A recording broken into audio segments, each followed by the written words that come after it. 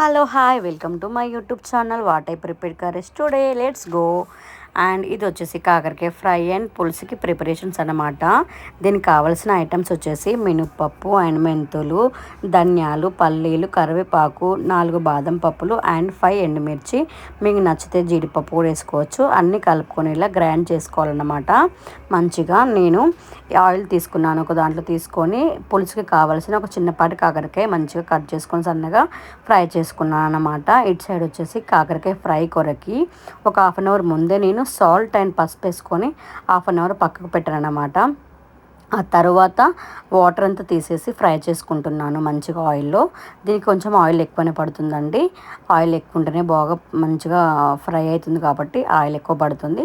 మంచిగా ఫ్రై చేసుకోవాలి. ఇలా మొత్తం గోల్డెన్ కలర్కి వచ్చేంత వరకు ఫ్రై చేసుకొని నేను ఇటు సైడ్ వచ్చేసి గిన్నె పెట్టుకొని జీలకర్ర ఆనియన్స్ వేసి పులుసు కొరకి ప్రిపరేషన్ చేసుకుంటున్నాను అన్నమాట. అటు ప్రిపరేషన్ అవుతుంది, ఇటు ఫ్రై చేస్తున్నాను నేను. మంచిగా చూసారు కదా గోల్డెన్ బ్రౌన్ వస్తుంది. ఇలా మొత్తం ఫ్రై చేసుకోవాలి. ఇదంతా ఫ్రై చేసుకొని ఒక చిన్న గిన్నెలోకి నేను తీసేసుకున్నాను ఆల్రెడీ. అదే ఆయిల్లో నేను పసుపు అండ్ ఆనియన్స్, అల్లం వేసుకొని కలుపుకుంటున్నాను. మనం ఆల్రెడీ ఫ్రై చేసుకున్నాం కాబట్టి ఎక్కువసేపు అవసరం లేదు. ఆయిల్ వేడిగానే ఉంటుంది కాబట్టి మనం దాంట్లోనే ప్రిపరేషన్ చేసుకోవాలన్నమాట. చూసారు కదా మొత్తం ఆయిల్లో ఫ్రై అవుతుంది.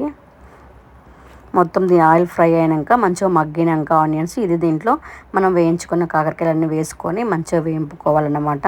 నేను కొంచెం కొత్తిమీర కూడా వేసుకున్నాను, ఎందుకంటే కాడలు ఉన్నాయి కాబట్టి ఆయిల్లో ఫ్రై అయితే మంచి స్మెల్ వస్తుంది కాబట్టి నేను వేసుకున్నాను. మీరు కూడా ట్రై చేయండి.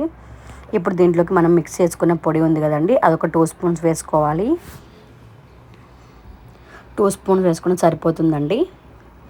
అది దాంట్లోకి కారం, సాల్ట్ అన్నీ కలుపుకొని ధనియాల పొడి కూడా కలుపుకొని మంచిగా మిక్స్ చేసుకోవాలన్నమాట. ఇటు వచ్చేసి నేను టమాటోస్ అండ్ పసుపు, అల్లం వేస్తున్నాను. అల్లం వేసుకొని మంచిగా కలుపుకోవాలన్నమాట. ఒక 5 మినిట్స్ అయితే టమాటాలు మంచిగా మగ్గుతాయి. మగ్గిన తర్వాత మనము దీంట్లోకి చింతపండు చారు ఉంటుంది కదా, అది పోసుకోవచ్చు. పొడి వేసుకోవాలి ఫస్ట్ ఆఫ్ ఆల్. ఇందాక పొడి పట్టుకున్నాం కదా, ఆ పొడి వేసుకొని మంచిగా ఫ్రై చేసుకోవాలి పచ్చివాసన పోయేంత వరకు. ఇలా మంచిగా పచ్చివాసన పోయేంత వరకు ఉంచుకొని చింతపండు నానబెట్టుకున్నాం కదా, ఆ నానబెట్టుకున్న చింతపండుని దీంట్లో పులుసులాగా పోసుకొని మీకు నచ్చితే ఎన్నైనా వాటర్ పోసుకోవచ్చు. నేను అంత చిక్కగా చేసుకున్నాను కాబట్టి కొన్నే పోసుకున్నాను వాటరు. దాంట్లోకి మనం వేయించుకున్న కాకరకాయలన్నీ దీంట్లోకి వేసుకొని మంచిగా కలుపుకోవాలి. ఆల్రెడీ ఫ్రై చేసాం కాబట్టి అవసరం లేదు. మళ్ళీ దీంట్లోకి తగినన్ని వాటర్ వేసుకొని కారం అండ్ ఉప్పు అన్నీ వేసుకొని కలుపుకోవాలన్నమాట. ఇలా కలిపిన తర్వాత 5 మినిట్స్కి మంచిగా మగ్గుతుంది అన్నమాట. ఇలా ఇది వచ్చేసి కాకరకాయ ఫ్రై ఆల్రెడీ రెడీ అయిందండి. నేను సర్వ్ చేసుకొని పెట్టుకున్నాను పక్కకి. చూసారు కదా, ఇది రైస్లోకి బాగుంటుంది, రోట్లో కూడా బాగుంటుంది.